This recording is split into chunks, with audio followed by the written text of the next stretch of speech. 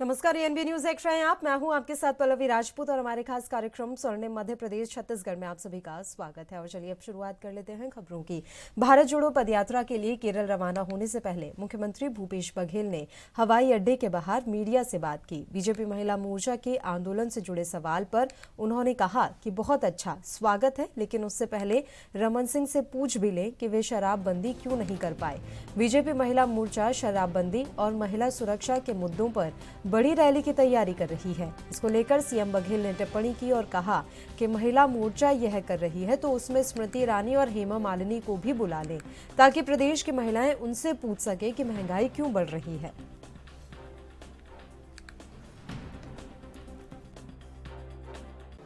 बहुत अच्छा स्वागत है उनका, करना चाहिए, लेकिन उसके पहले रमन सिंह से पूछ ले वो शराबबंदी क्यों नहीं की है। दूसरी बात यह है कि प्रदेश महिला मोर्चा यदि कर रही है तो थोड़ा महंगाई के बारे में, रसोई गैस है, पेट्रोल है, डीजल है, इसके बारे में भी बात कर ले। उसके बारे में भी स्मृति ईरानी जी, हेमा मालिनी जी भी बुलाएं ताकि वो लोग भी इसमें धरना में भाग लें, ताकि प्रदेश की महिलाएं पूछ सकें उनसे कि ये महंगाई इतनी बढ़ क्यों रही है और इतने खाने के तेल की वृद्धि हो रही है। इसके बारे में जरूर उनको बोलना चाहिए। और यदि आंदोलन करना है तो हिमाचल, उत्तरांचल जाए, उत्तराखंड जाए, जहाँ अंकिता के साथ अन्याय हुआ, उसके परिवार के वाले लड़ रहे हैं, उसके बारे में भी लोगों। कांग्रेस में चुनाव चल रहा है, कांग्रेस संगठन में चुनाव चल रहा है। नामांकन 30 तारीख तक होना है। कौन कौन मैदान में रहेंगे नहीं रहेंगे वो स्पष्ट हो जाएगा 30 तारीख तक के। लेकिन भारतीय जनता पार्टी के लोग बताए कि उनके अध्यक्ष चुनाव कैसे हो गया।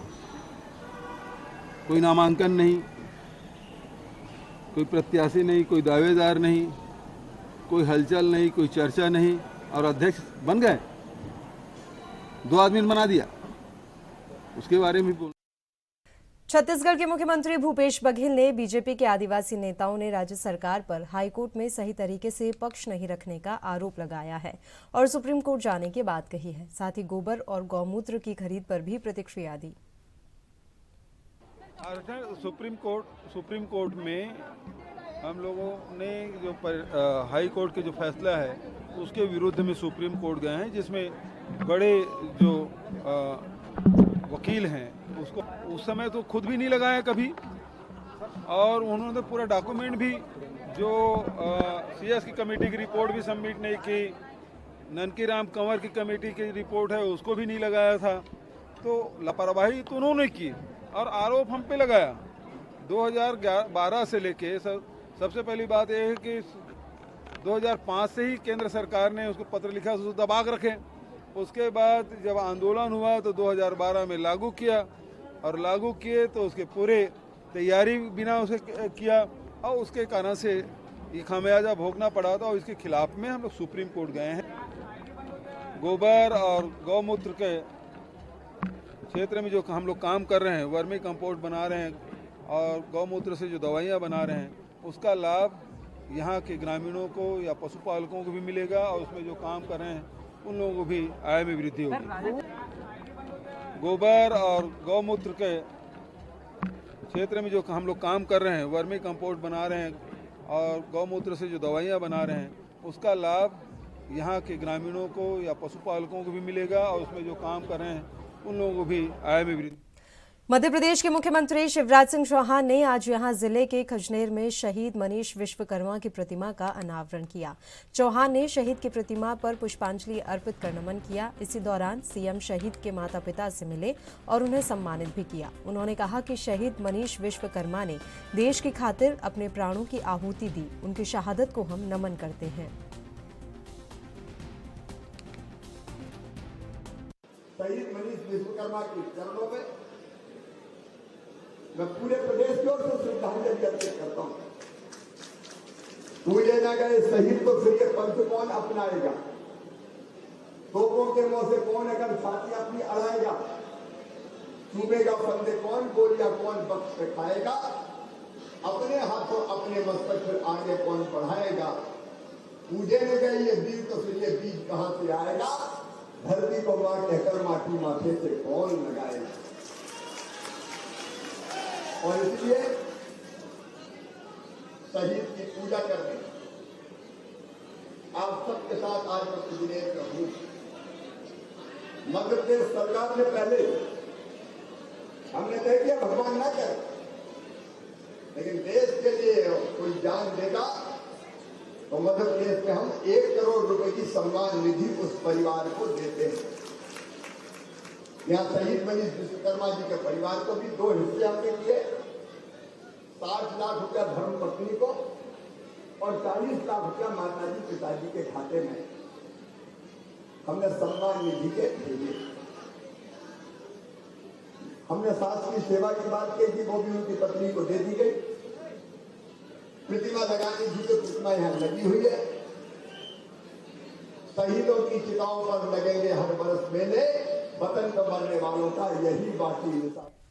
मध्य प्रदेश के पूर्व मुख्यमंत्री और कांग्रेस के वरिष्ठ नेता कमलनाथ ने पीएफआई बैन पर कहा कि अगर कोई सबूत है तो वो आतंकवादी घटनाओं से जुड़े हैं तो कार्रवाई सही है, लेकिन सबूत बनावटी नहीं होना चाहिए। साथ ही राजस्थान में राजनीतिक संकट पर कहा कि मेरी अशोक गहलोत से बात हुई है और अगर उन्होंने सबूत पाया है तो जरूर उस पर एक्शन लेना चाहिए। देखिए, आम जनता को सुरक्षा चाहिए, पर आम जनता ये पीएफआई हो डीएफआई हो इस सब से उनको मतलब नहीं, वो तो सुरक्षित रहना चाहते हैं। और अगर इतने दिन ये हो रहा था तो मेरा प्रश्न है, आप क्या कर रहे थे? ये साल भर में तो उत्पन्न पैदा नहीं हुई। बात है कि ये नई संस्था नहीं है, पुरानी है, तो क्या उनको जो सबूत हैं क्या अभी मिले? अगर ये पहले से चल रही थी और ये आतंकवादी संस्थाओं से जुड़ी हुई थी तो अभी मेरी अशोक गहलोत जी से बात हुई। ये वहाँ गए थे 2 पर्यवेक्षक, ये अशोक गहलोत जी ने, पर 4-5 लोगों ने जो व्यवहार किया वो सही नहीं था, उनको शो कॉज नोटिस दे दिया गया। इसमें अशोक गहलोत जी ने कहा ये मैंने नहीं करवाया, मैंने तो ये मीटिंग फिक्स करी, उन्होंने टाइम दिया, उन्होंने डेट दी मीटिंग के लिए, तो अगर ये 4-5 ने किया कार्रवाई हो उनके ऊपर। मैं क्लीन चिट नहीं दे रहा, मैं कह रहा हूँ जो वो कह रहे हैं, पर जो पर्यवेक्षक गए थे वो उन्होंने एक ही चीज कही थी कि हम हर विधायक को अलग बुला के पूछेंगे जो यहाँ हुआ था, जो 80 में अर्जुन सिंह को अलर्ट किया था। आप लोग तो थे नहीं, पर मैं बता रहा हूँ अर्जुन सिंह को भी ऐसे अलर्ट किया था, श्यामाचरण शुक्ला थे, शिव भानु सोलंकी थे, वो इतिहास जरा आप देखिएगा। एक एक विधायक को बुला के उन्होंने पीएफआई मामले पर नरोत्तम मिश्रा ने कांग्रेस और दिग्विजय को आड़े हाथों लेते हुए कहा कि पीएफआई पर कार्रवाई जारी रहेगी, पीएफआई के स्लीपर सेल की धरपकड़ जारी रहेगी। दिग्विजय पॉलिटिकल आतंकवादियों के हिमायती हैं। गृह मंत्री नरोत्तम मिश्रा बोले कि पूर्व की सरकारों की लापरवाही के चलते पीएफआई अपनी जड़ें जमाने में कामयाब रही। दिग्विजय सिंह और कांग्रेस पार्टी ने हमेशा तुष्टीकरण की राजनीति की है। उन्होंने इसके अलावा भी कई मुद्दों पर अपनी प्रतिक्रिया दी।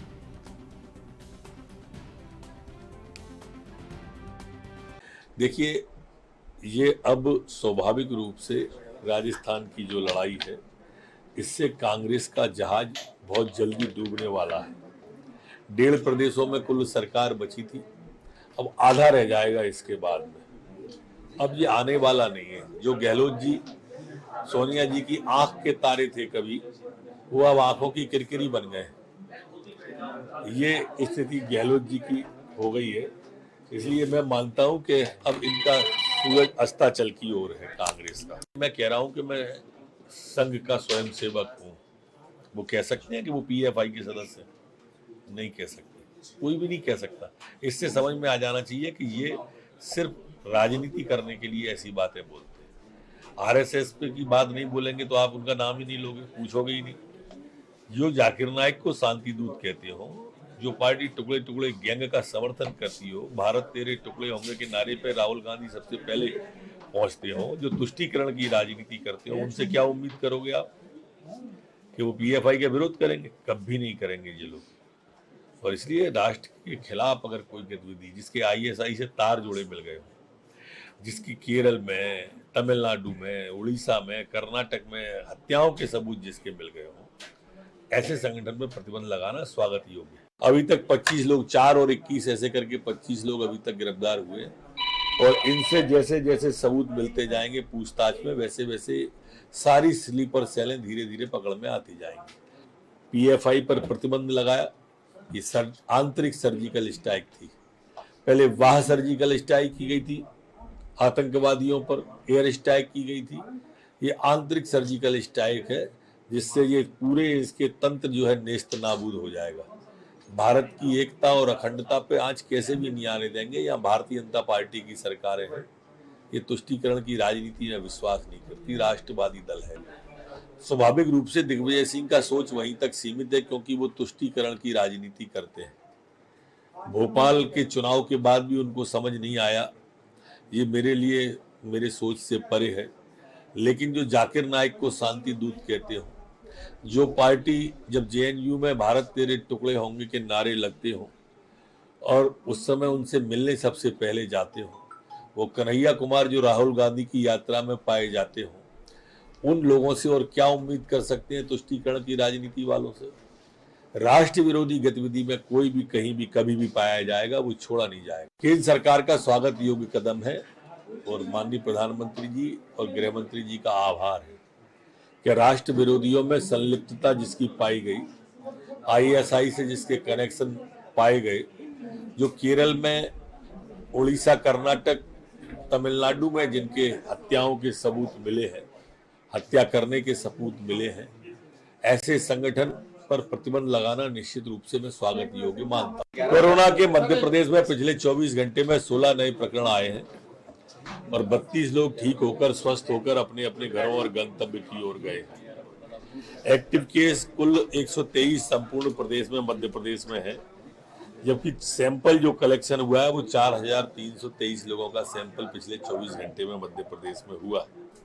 संक्रमण दर वर्तमान में प्रदेश की 0.37 है, जबकि रिकवरी की दर 98.7 संपूर्ण मध्य प्रदेश की स्थिर बनी हुई है। एक नया पुलिसकर्मी संक्रमित हुआ है और वर्तमान में कोई एक्टिव केस पुलिसकर्मी का पूर्व से नहीं है। कुल वैक्सीनेशन जो नया अभी हुआ है पिछले 24 घंटे में वो 22,263 है और आज तक जो कुल वैक्सीनेशन हुआ है वो 13,21,42,700। कांग्रेस के वरिष्ठ नेता और छत्तीसगढ़ सरकार में मंत्री टीएस सिंहदेव ने कहा है कि राजस्थान के मुख्यमंत्री अशोक गहलोत ने पार्टी का अध्यक्ष बनने का नैतिक आधार खो दिया है। उन्होंने कहा कि जो व्यक्ति अपने राज्य को ही नहीं संभाल पा रहा, उससे हम पूरा देश संभालने की उम्मीद नहीं कर सकते। टीएस सिंहदेव ने कहा कि अशोक गहलोत जैसे वरिष्ठ और अनुभवी नेता पर मैं टिप्पणी तो नहीं कर सकता, लेकिन मुझे उम्मीद थी कि अध्यक्ष पद की दौड़ में वो सबसे आगे रहेंगे। आगे उन्होंने क्या कुछ कहा, आप भी सुनिए। और राजस्थान में जो घटना घटित हुई और हो रही है उसके संबंध में मेरी राय पूछी थी। मैंने उनसे ये कहा कि मैं काफ़ी निराश हुआ और मैं दुखी भी हुआ कि जिस तरह से सार्वजनिक तौर पे एक कांग्रेस का जो सलीका है, एक तरीका है, उसको तोड़ के कुछ लोगों ने कंडीशनल प्रस्ताव पारित करने पे बल दिया, अपने इस्तीफे इत्यादि देने की बात की। तो ये मुझे उचित नहीं लगा। दशकों से मैं भी इस पार्टी से जुड़ा हुआ हूँ, परिवार भी पार्टी से जुड़ा हुआ है। पिछले 4-5 दशक से सक्रिय रूप से मैं पार्टी फोरम में अपनी भूमिका निभाता रहा हूँ और ऐसे मसलों में मैंने हमेशा देखा कि एक तरीका होता है कांग्रेस पार्टी में काम करने का। हम हाईकमांड पे अपना विश्वास व्यक्त करते हैं, एक लाइन का प्रस्ताव होता है कि हाईकमांड पे हम निर्णय छोड़ते हैं कि उनको क्या करना है। और लगभग हर बार मैंने यही देखा कि हाईकमांड अपनी ओर से उस पर एक आभार व्यक्त करता है विश्वास व्यक्त करने के लिए, और हमेशा हर एक विधायक से, हर एक सांसद से, जिसकी भी कार्य क्षेत्र में प्रक्रिया चल रही हो, उनसे अलग अलग। और गहलोत जी के संदर्भ में मैंने यही कहा था कि मेरे बहुत वरिष्ठ हैं, हालांकि उम्र में शायद एक आध साल ही बड़े होंगे, 1 सवा साल, 1.5 साल। फिर भी उनके प्रति जो हमेशा मान सम्मान और आदर का भाव रहा है, मुझे एक निराशा सी हुई कि वो वहाँ मुख्यमंत्री हैं और उनके कैबिनेट के साथी, उनके विधायक कैसे इस प्रकार से आचरण कर रहे हैं और कोई नियंत्रण नहीं हो पाया। तो छत्तीसगढ़ के बेमेतरा विधानसभा क्षेत्र के कंतेली गांव के 40 ग्रामीणों ने कांग्रेस का दामन थाम लिया है, जिनका बेमेतरा के विधायक आशीष छाबड़ा ने गमछा पहनाकर अभिनंदन किया। बता दें कि बेमेतरा विधानसभा क्षेत्र के 40 से अधिक ग्रामीण विधायक कार्यालय पहुंचे, जहां कांग्रेस पार्टी की प्राथमिक सदस्यता ली। वहीं विधायक आशीष ने सभी का गमछा पहनाकर अभिनंदन किया। इस संबंध में कहा कि प्रदेश के मुख्यमंत्री भूपेश बघेल के लोक कल्याणकारी योजना के कारण ग्रामीण प्रभावित होकर कांग्रेस पार्टी में शामिल हो रहे हैं।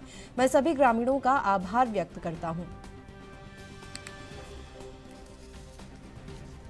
जी भूपेश बघेल जी की जो योजनाएं हैं, जन कल्याणकारी जितनी भी योजनाएं हैं, उससे प्रभावित होकर लगातार ग्रामीण जन कांग्रेस प्रवेश कर रहे हैं। कांग्रेस के प्रति रुझान और विश्वास लोगों का बढ़ा है। अभी आप देख रहे थे युवा साथी लगभग 40 की संख्या में कंतेली गांव के लोग युवा मितान क्लब की मुख्यमंत्री जी की योजना से प्रभावित होकर आज उन्होंने कांग्रेस प्रवेश किया और कांग्रेस के रीति नीति के साथ जुड़े हैं। मैं उनको अपनी ओर से बधाई और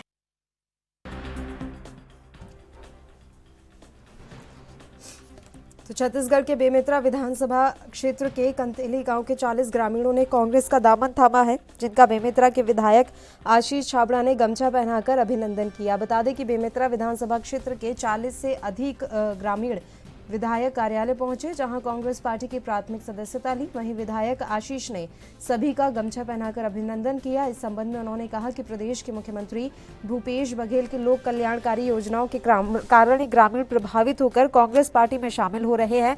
मैं सभी ग्रामीणों का आभार व्यक्त करता हूं।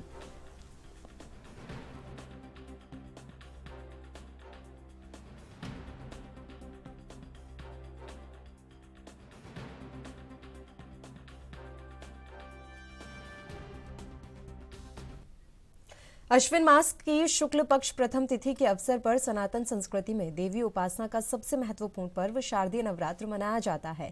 यह पर्व आगामी नवमी तिथि तक चलता है, इसलिए इसे नवरात्रि कहा जाता है। बता दें कि बेमेतरा के देवभूमि देवरी बीजा बाजार चौक पर मां दुर्गा का नव स्वरूप नव दुर्गा विराजित है।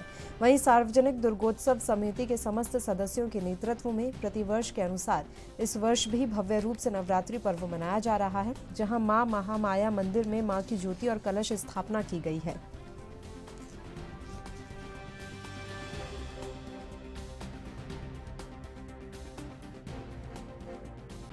हम वैभव योगेश्वर देवी चंद्र घंटा मंदिर पुजारी। देखिए आज नवरात्र का तीसरा दिन है। आज भगवती नवरात्र के तीसरे दिन आज भगवती चंद्र घंटा देवी के दर्शन पूजन का विधान है। माता चंद्र घंटा का स्वरूप स्वर्ण के समान चमकीला है और इनके मस्तक पर अर्धचंद्र सुशोभित है। इनके 10 भुजाओं में अस्त्र शस्त्र एवं घंटियाँ हैं। भगवती चंद्र घंटा असुरों दैत्यों का संहार अपने घंटे की नाक यानी घंटे की ध्वनि के मात्र से करती है।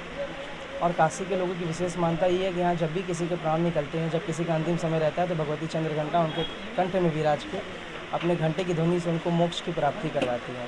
और आज नवरात्र के तीसरे दिन भक्त बड़ी संख्या में आकर माँ का दर्शन करते हैं, नारियल प्रसाद चुनरी इत्यादि माता को अर्पण करते हैं और उनकी जैसी भी मनोकामना रहती है भगवती सभी माँ की याद तो आज कहाँ आई थी दर्शन करने? जी चंद्र घंटा क्या मन्नतें लेके आई थी माता से और क्या महिमा है?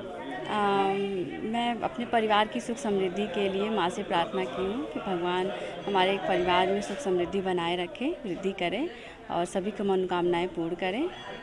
इसी मनोकामना से मैं माँ का दर्शन करने आई हूँ और मैं 9 दिन का व्रत भी रहती हूँ। क्या महिमा होती है माता की?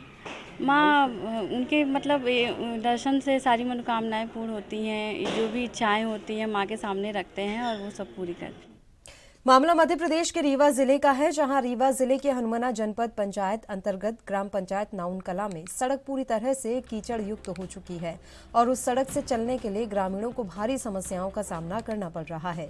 वहीं विद्यालय जाते हुए छोटे छोटे बच्चों का एक वीडियो भी वायरल हो रहा है, जिसमें बच्चे कीचड़ को पार करते हुए दिखाई दे रहे हैं। हालांकि इन संबंध में जब जिम्मेदार अधिकारियों से बात की गई तो जिम्मेदार अधिकारियों के द्वारा मुंह मोड़ लिया गया और कुछ भी बोलने से इनकार कर दिया गया।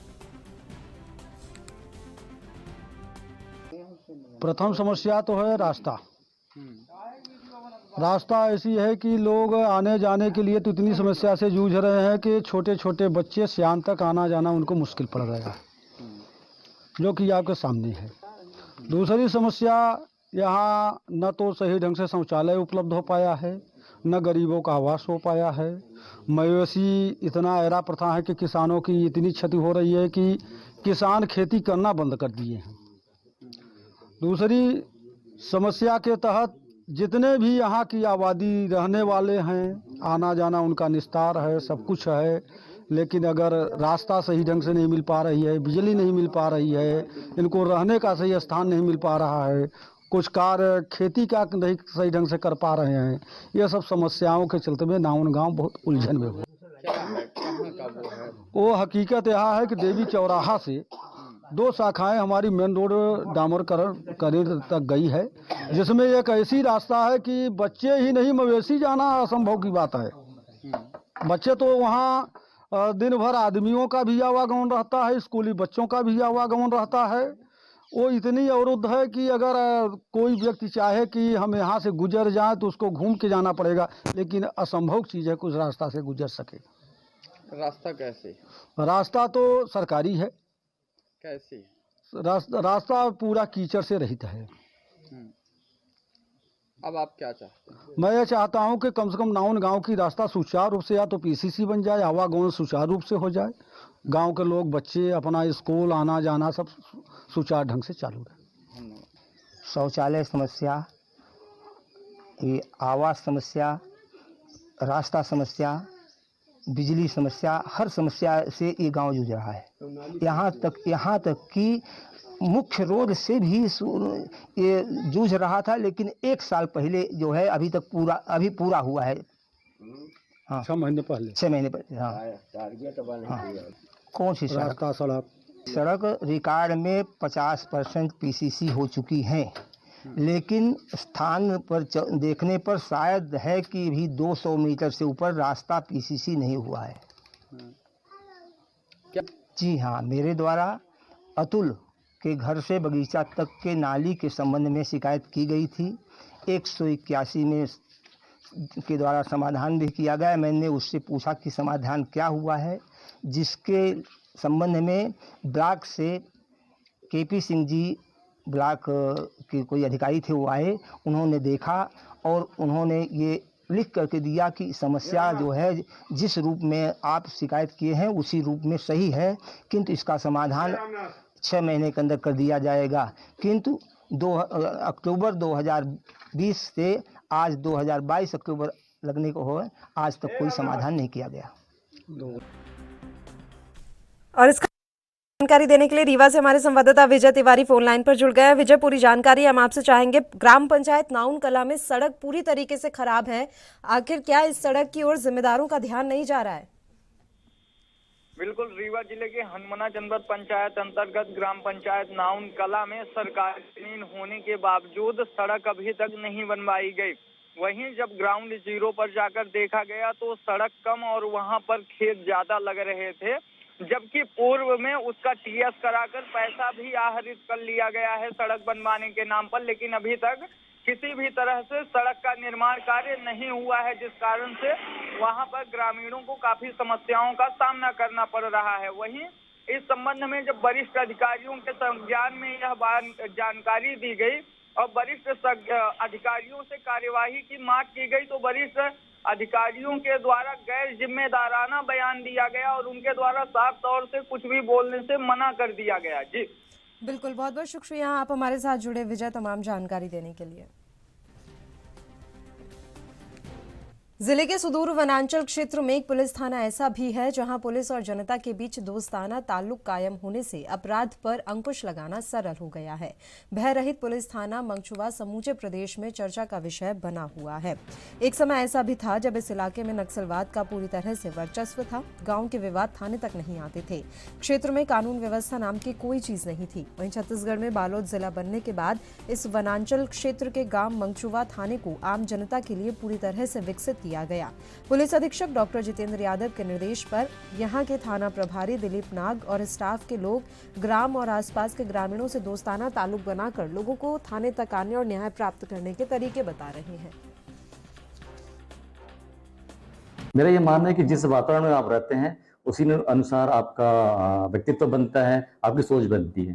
तो मुझे लगा कि थाने में अगर हम साफ सफाई, गार्डन और बाकी चीज करेंगे तो लोगों को इसका असर पड़ता है और इसका असर हुआ है। अब जैसे ग्रामीण जब भी आते हैं यहाँ पर तो वो उनका जो डर था, संकोच, वो पूरी तरह निकल चुका है। वो अपने आते हैं, अपनी जो भी उनकी समस्या है वो पूर्ण रूप से मुझे बताते हैं और हमारा तो पूरा प्रयास रहता है कि उनको सहयोग करने का। क्षेत्र में 32 गांव आते हैं, हम 32 गांव का सबका भ्रमण करते रहते हैं। भ्रमण करने से ये फायदा होगा कि लोग से हम जुड़ते गए।